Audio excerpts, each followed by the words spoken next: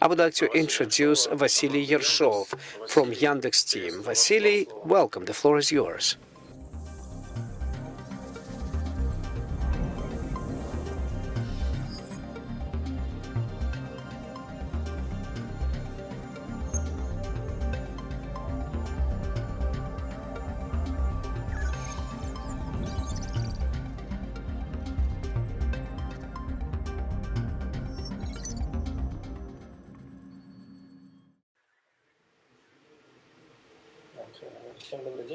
Hello, everybody.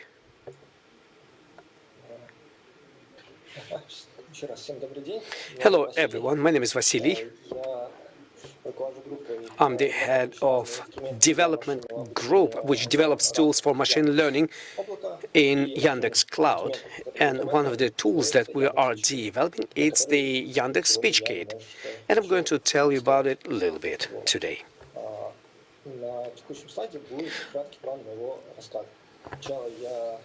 In the beginning, I'm going to tell you about how the ASR has been developing from the academic point of view, and then I'm going to switch and tell you how these technologies are being adopted by the industry, especially from the point of view of recognition, which problems do they have, and in the end, I will tell you a couple of words about our new product, SpeechKit Pro,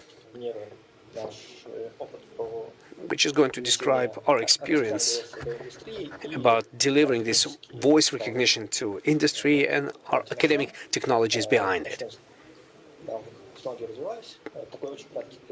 In the beginning, I would like to a brief retrospective of the last 10 to 15 years. We've started that until recently, voice recognition system was based on usage of ideas of the end of 2000s.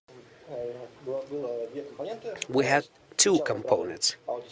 In the beginning, we've been taking audio signal, and then with the help of machine learning model in real-time mode, we've been converting it, after which at the output of this model, we have added another component, which was taking our language-related data with a special language model built on a certain corpus of texts.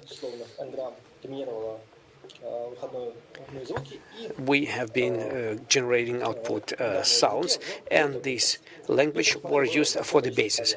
And this model has a lot of problems. One of the main problems is that for teaching such models, you had a lot of routine operations.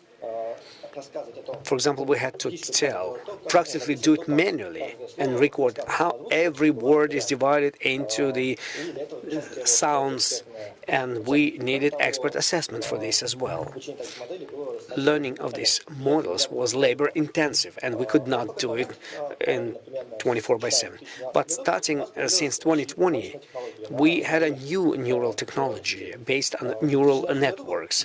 In the year 2018, we were able to work effectively with pictures. We take neural network, we put the image to the neural network, and then we can segment the image. For example, we can ask where the cat and where the dog is an image, and the signal can be processed in the same way. We have the image, we have the time section, we have the frequency, and we can show on the image how this frequency is represented, and we can make segmentation. We can say that neural network can say the difference that in this moment of time, this particular letter is being verbalized. And we've learned that, yes, it is possible to be done like that. And starting from the year 2014-2015, we've been actively developing models on the basis of neural networks, where stochastic model is replaced by neural network, Jasper architecture with acoustic model, and then it's been transported into the audio text. The second component, the language model, is not changed. And the system works like on this slide. We take audio signal, we put it through the neural network, then we combine it with language model, and we get text on the output. This model has a very great advantage. These models improve the quality, but most important advantage was that we have encapsulated inside of the model all the knowledge about acoustics. We didn't have to write vocabularies for each word. We had a very good hand, useful for the industry. We take most of the data, put it into the neural network, we teach the ML model, and then it improves. So we can replace quality for money, and by this, the system of voice recognition became simpler. It's a system ML system which doesn't need deep calculations. This is the second component, which is the language model. It was based on these anagrams. It gives a very high quality, but it has some practical disadvantages. The fact is that if we make different models for different domains, basically for every model, we should deploy it separately, exploit it separately, and this process, if there's no big model flow from the clients, then it's not expedient. In addition to that, this model, purely academically and mathematically, we have acoustics and we have SQL model. They are selected separately, and then later they will be combined to solve the main objective, transferring audio into text. So right now, in academy, they actively work on making effective end-to-end recognition models when all the recognition is provided by one neural network, which receives the audio, and at the output it gives letters. And there is a lot of publications about these models. They all are practically based on ideas of encoder-decoder architecture, and they allow to automatically integrate different language models in the process of learning. In the Yandex cloud, we already have our own prototype of this architecture, which has been united by us into the models in a GPT model, GPT-2, GPT-3, and acoustic models in one neural network, and it's learning on the basis of audio data and on the basis of textual data, which allows us to receive very good quality.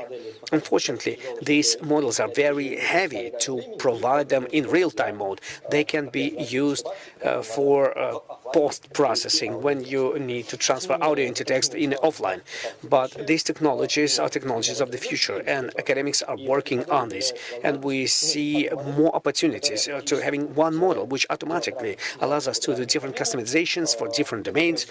This is economically feasible, and if we know the domain, it works much better than similar technologies on independent acoustic model, and this is the direction of academic research. But the academic research does not comply to what is needed by the industry. Industry has a lot of peculiarity that academy doesn't think about, and generally speaking, modern pipeline of voice recognition is a pipeline of machine learning, exploitation and preparation of the models. We have data collection stage, we have model learning stage, we have the analysis stage on how this model works. After we have analyzed this model, we put it into the exploitation. If we like it, if we don't like it, we fix it. And in this classical pipeline, what is important is the use of the latest neural network architectures. It's not the key factor here. It's important to use modern technologies like encoder-decoder architecture model or temporal neural network model for acoustical recognition. But small difference in architectures, 0.5%, are insignificant. What is significant? How do we work with data? In a transition from academy to industry, we don't have completed data set that can be optimized. We have our clients, we have data which can comply to what client needs. And what is important to us is to know how to work with the data and evaluate the quality of system operation. And while working with the data, this is something that can bring profit to us. I have a slide in this presentation about our process in Yandex. In 2019, we lived on all models, etc. At that moment of time, we have changed technology by modern neural network, and we have received a great advantage. from 10 to 42-45% improvement. And it was the change of technology by more powerful model, and all further growth up to 40% was achieved by the precision of the data. So the work with data is very important. When we start working with the data and when we optimize models for the industry, we have a question. First of all, what do we want to optimize? The academy thinks that error is the matrix, and this matrix has a lot of deficiencies. It works perfectly when our systems do not recognize half of the words. We had 50%, then we had 30%, everything became better. But first of all, we need to know what the client wants. But we have received a system with 20% or 16% beer. To see the difference with WER, 16% from 27% WER, it's more complicated. WER is a matrix and we have a lot of examples of these, when recognition by one system is better by WER, but clients are happy from another system with other WER because it doesn't lose meaning. That's why in that adoption of academic solutions for the industry, we need to select proper matrix, and they have to be optimized. And we should provide to this matrix, they have to be built automatically. The clients have their own matrix, like inversion, but these matrix have peculiarities. For example, engine supplier cannot calculate a client's KPI, and client's KPI is the KPI of our recognition and the script which uses it. Also, it is interesting how our recognition works and how effectively the client can write the script on the basis of this engine. So in the framework of our recognition system, we actively are working on this tool for automatic KPI building on the basis of clients' data, which from one side will have better WER and will reflect how the system discovers the sense out of the speech. And then we look at the conversion, and they build automatically those graphs on the basis of the client's data. They don't need any additional experiments. And this is the problem that we have during the adoption in the industry. The second problem that we have, and as soon as we say that we want to adopt everything for the client in order to make it efficiently, we have to solve one objective. We have to process big audio volume and connect it to our client. To make it possible, we need tools. One of the approaches is to have a staff of specialists who do the tagging in your company, but it's not a scalable approach. It's a very labor-intensive process. That's why we have developed a tool for tagging of the audio data on the basis of the outsourcing. When we have one big audio recording, in order to tag it properly, all this audio recording has to be given to the tagger. The person cannot tag properly more than 5 to 10 seconds of audio. So this audio is being cut into a lot of small pieces, every small piece given to several people. Then, with special algorithms and results of tagging, we are connecting the resulting text. By this idea, I don't have time to go into details, but we were able to build a system for audio tagging with a lot of advantages. First of all, it's scalable, and with the help of the crowdsourcing, we can process big volumes of audio records. Also, we have solved the main problems which we've had with the outsourcing. First of all, it's predictability. We know how much time will it take to tag it all, how much it will cost us. Then confidentiality, and as strange as it may seem, confidentiality for tagging is a very important question, and we have solved it only partially, but very good. And in a crowdsourcing, we need to control the quality. All these peculiarities of building tagging system have to be taken into consideration. The next problem that we've had while transferring from academy to industry is the problem of customization. We need to make a custom language model which has been learned for the specific domain. But they don't have dozens of gigabytes of text. They don't have 20 gigabytes of text, and which we can use to teach the model. They have 10, 20 kilobytes of text on the basis of which they want to build adoption for themselves. And the process of building this language model on the basis of small texts, I think even in academia, has not been researched completely. As a matter of fact, we have the models that allow us to generalize. I mean, they're based on the vocabulary, for example, that allows us to build models based on lower volumes of data. The second thing that we get is, even though if we make a language model and we were able to make it on a small volume of data, there still is the problem. The problem is that the user gets not what it wanted. In a normal scenario of recognition in real time, the human interacts with a different human. Question-answer interaction. You can ask an additional question, clarification question, but speech recognition engines are meant that there's utterance and we want to recognize it. We know that this utterance was a result of a certain question or query. If we know that we wanted to know the delivery address, that will be probably the address. We have the address database, let's match. That's how we teach the system.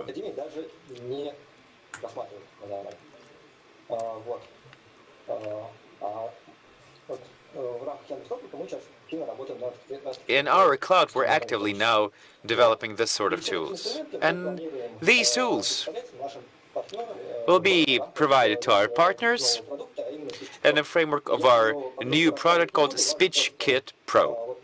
I will not dwell into details about this, but we are actively transitioning academic achievements into production so that those academic achievements could be used for speech recognition models for different domains. Using those elements, we create our fundamental recognition, and we provide those tools to our partners so that they could customize their solutions for some specific tasks, because of course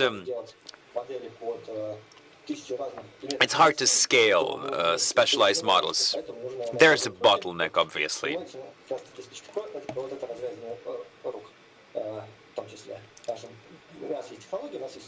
We have technologies, we have tools, so our partners can make their solutions. We, of course, make data.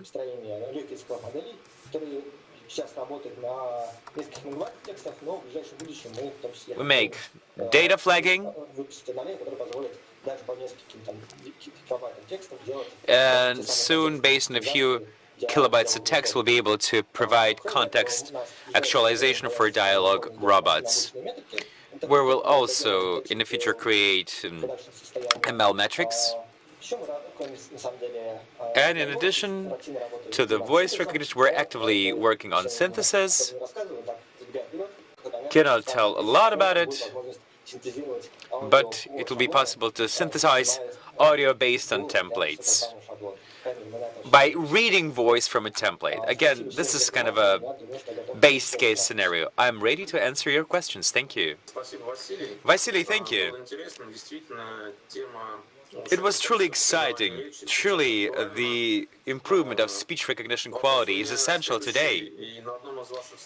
On one of your slides, I noticed that you are doing this flagging, and the coverage of this mapping is more than 3. So what sort of coverage for quality mapping is enough? And what kind of tools you use for that mapping or flagging if the coverage seems to be not enough, too low? So what do you do with that data? You throw them out as exorbitant, or you do some extra processing? That's a good question, but the answer depends on our goals for that data. We have 2 completely different goals. First, teach this acoustic model. When we teach this model, the level 3 of coverage is quite enough. if we can large volumes of audio data, then good models of ML can actually highlight errors just because of the quantity. The second example of use of this mapping is validating of our system. And here we want to use the mapping that is as high quality as possible. One of the ways to solve this problem technically is to arrange the cycle to map the sandbox. Then we'll check out the mapping. And if the mapping is not sufficient, we can do some extra processing.